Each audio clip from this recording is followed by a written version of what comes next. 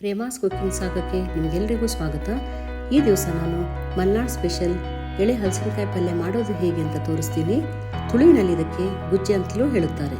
ಅತ್ಯಂತ ರುಚಿಕರವಾದ ಈ ಪಲ್ಯ ರೊಟ್ಟಿ, ಚಪಾತಿ, ಅನ್ನದೊಂದಿಗೆ ಕೂಡ ಚೆನ್ನಾಗಿರುತ್ತದೆ. ಹಾಗಾದರೆ ಬನ್ನಿ ಹೇಗೆ ಮಾಡೋದು ಅಂತ ನೋಡೋಣ. ಮೊದಲಿಗೆ ನಾನಿಲ್ಲಿ ಒಂದು ಎಳೆ ಹಲಸಿನಕಾಯಿ ತಗೊಂಡಿದ್ದೇನೆ. ಅದರ ಮೇಲಿನ ಸಿಪ್ಪೆಯನ್ನು ದಪ್ಪವಾಗಿ ತೆಗೆಯಬೇಕು. ನಂತರ ಅದನ್ನು ಕಟ್ ಮಾಡಿಕೊಂಡು ಅದರ ಮೇಲ್ಭಾಗವನ್ನು ಕಟ್ ಮಾಡಿ ತೆಗೆಯಬೇಕು.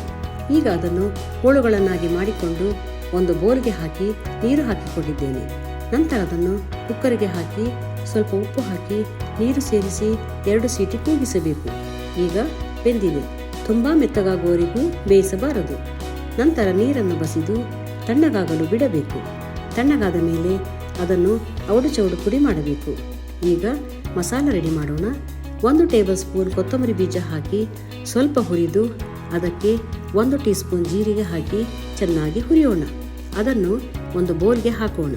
ನಂತರ 1 ಟೀ ಸ್ಪೂನ್ ಎಣ್ಣೆ ಹಾಕಿ 6 ಒಣಮೆಣಸಿನಕಾಯಿ ಹಾಕಿ ಹುರಿಯೋಣ. ಮಸಾಲೆಯನ್ನು ಆರಲು ಬಿಡಬೇಕು. ಈಗ ಮಿಕ್ಸರ್ ಜಾರ್ಗೆ 3/4 ಕಪ್ ಕಾಯಿ ತುರಿ, ಹುರಿದ ಮಸಾಲ, 1 ಸಣ್ಣ ಲಿಂಬೆಹುಳಿ ಗಾತ್ರದ ಹುಣಸೆ ಹುಳಿ, ಸ್ವಲ್ಪ ನೀರು ಸೇರಿಸಿ ರುಬ್ಬಬೇಕು.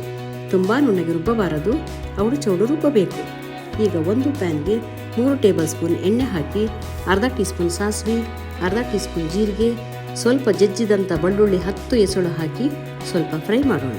ನಂತರ ಅದಕ್ಕೆ ಹೆಚ್ಚಿದ ಈರುಳ್ಳಿ 1 ಹಾಕಿ 1 ಎಸಳು ಕರಿಬೇವು, 1/4 ಟೀ ಸ್ಪೂನ್ ಹಳದಿ ಹಾಕಿ ಮಿಕ್ಸ್ ಮಾಡಿ ಅದಕ್ಕೆ ರುಬ್ಬಿಕೊಂಡಂಥ ಮಸಾಲೆ ಹಾಕಿ ಮಿಕ್ಸ್ ಮಾಡೋಣ. ಈಗ ಅದಕ್ಕೆ 1 ಟೇಬಲ್ ಸ್ಪೂನ್ ಬೆಲ್ಲ, ರುಚಿಗೆ ತಕ್ಕಷ್ಟು ಉಪ್ಪು ಹಾಕಿ ಮಿಕ್ಸ್ ಮಾಡಬೇಕು. ನಂತರ ಬೇಯಿಸಿಕೊಂಡಂಥ ಹಲಸಿನಕಾಯಿ ಹಾಕಿ ಚೆನ್ನಾಗಿ ಮಿಕ್ಸ್ ಮಾಡಬೇಕು. ರುಬ್ಬಿಕೊಂಡಂಥ ಮಸಾಲ ಮತ್ತು ಬೇಯಿಸಿಕೊಂಡ ಹಲಸಿನಕಾಯಿ ಎರಡೂ ಚೆನ್ನಾಗಿ ಮಿಕ್ಸ್ ಆಗಬೇಕು. ಸಣ್ಣ ಉರಿಯಲ್ಲಿ 10 ನಿಮಿಷಗಳ ಕಾಲ ಬೇಯಿಸಬೇಕು. ನಂತರ ಹೆಚ್ಚಿದ ಕೊತ್ತಂಬರಿ ಸೊಪ್ಪು ಹಾಕಿ ಮಿಕ್ಸ್ ಮಾಡಬೇಕು.